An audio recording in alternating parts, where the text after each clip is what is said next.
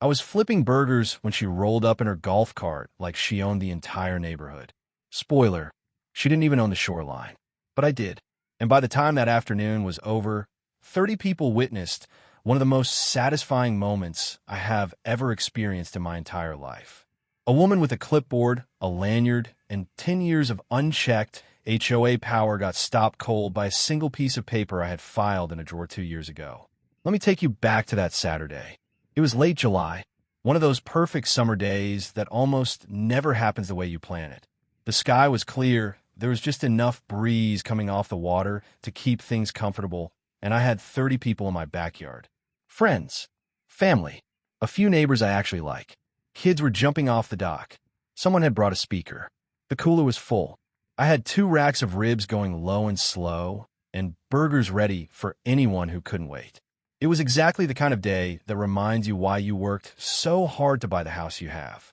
I was standing at the grill, spatula in hand, mid-conversation with my brother-in-law, when I heard it. That familiar low hum. The electric whine of a golf cart rolling across grass. I turned around. Carol. Now, let me describe Carol for you, because context matters.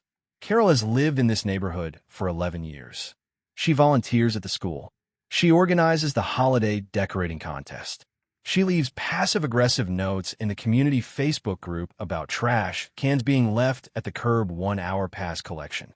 She is, by almost every measure, a perfectly average neighbor, until she puts on the lanyard.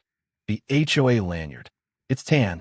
It says Community Standards Liaison on a little badge. And the moment it goes around her neck, Carol transforms. She becomes someone who has been waiting her entire life for authority. And now she finally has a small, specific, very limited version of it, and she will use every inch of it. She pulled the car to a stop, stepped out, clipboard in hand, visor on. The expression on her face was not angry. It was worse than angry. It was certain. The look of someone who already knows how this conversation ends. "Excuse me," she said aloud, loud enough for the people near the water to hear, loud enough that conversations started stopping. These guests need to vacate the shoreline area immediately. Everything went quiet. Kids froze in the water. My neighbor Dave, who had been mid-sip on a cold drink, just stopped. My sister looked at me with that face, the one that says, "What is happening right now?" "I'm sorry," I said. Carol lifted the clipboard. "This is a restricted waterfront zone. Per HOA Regulation 14, Section C, non-resident guests are prohibited from accessing lake-adjacent areas without prior written approval submitted to the board no fewer than 14 business days in advance. This gathering has not been approved." She said all of that without blinking.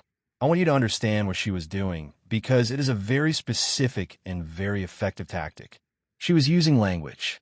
Official-sounding, specific, confident language. Regulation 14. Section C. 14 business days. When someone speaks like that, most people immediately feel like they're wrong, like they missed something, like there is some document somewhere that they should have read but didn't, and now they're in trouble. Several of my guests were already looking at each other, the universal signal for maybe we should just go. I held up one finger. "Give me 1 minute." I walked inside, went straight to my office, opened the second drawer of my filing cabinet, the one labeled property, and pulled out a red folder. Inside that folder was my property deed, a copy of the original land survey, and an updated survey I had commissioned 2 years earlier when I was considering extending the dock. I had read every page of both surveys when I received them. I remembered exactly what was in them. I walked back outside, still smelling like grill smoke, and handed the folder to Carol. She looked at it. "What is this?" "My property documents," I said. "Page 3 has the current survey. The highlighted section shows my property line. It runs from the back fence all the way to the water's edge. The entire shoreline along this stretch of my lot is deeded to me personally." Silence. Carol opened the folder, turned to page 3, looked at the survey map with the highlighted boundary lines. "That can't be right," she said. "The lake is community property." "The lake is," I agreed. "The water belongs to everyone in the development. But the land between my fence and the water, that specific strip of shoreline, is mine." It was deeded this way before the HOA was even formed. When the original developer built this neighborhood, my lot was specifically designated with private shoreline access.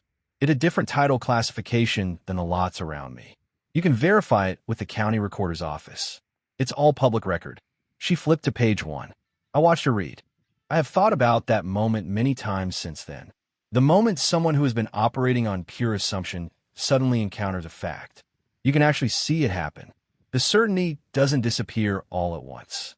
It drains, slowly, like air out of tire. Well, she said, and then stopped, and then said it again. Well, Carol, I said, and I kept my voice completely calm because I was not angry. Not even a little bit. I was actually enjoying myself, but I was trying to be decent about it. The HOA has authority over HOA property. That shoreline is not HOA property. It has never been HOA property. My guests are standing on my land, at my invitation, on a private Saturday afternoon. There is no regulation in any document that gives the HOA jurisdiction over this piece of ground. My friend Marcus, standing about 6 feet away with a drink in his hand, said absolutely nothing. He just gave me the slowest nod in human history. Carol stood there for a long moment. The clipboard was still in her hands, but it had dropped to her side. The confidence was gone. What was left was a person trying to figure out what to say when all the things they planned to say no longer apply. I'll need to look into this further, she said finally. Please do, I said. I would actually encourage it. The survey company's contact information is on the back page. The county recorder can pull the original deed. And if you want to bring this to the HOA board, I am happy to attend that meeting and bring all of this documentation with me. She got back in the golf cart. No would-be, no epaligi. Just a slow reverse, a 3-point turn, and then she was rolling back across the grass toward whatever corner of the neighborhood HOA officials retreat to when things go wrong. For about 2 full seconds, my backyard was completely silent. Then somebody started clapping. Then everyone started clapping. One of my kids, who was 9 years old and had been watching the whole thing from the dock, yelled, "Dad won." I picked my spatula back up. The burgers needed flipping. Now, I have told this story at cookouts, at family dinners, over drinks with friends. And every single time, people focus on Carol. On the golf cart. On the clipboard. On the face she made when she found page 3. And yes, that part is very satisfying. I'm not going to pretend otherwise. But that is not the actual story. The actual story is what happened 2 years before that Saturday. I was thinking about extending my dock.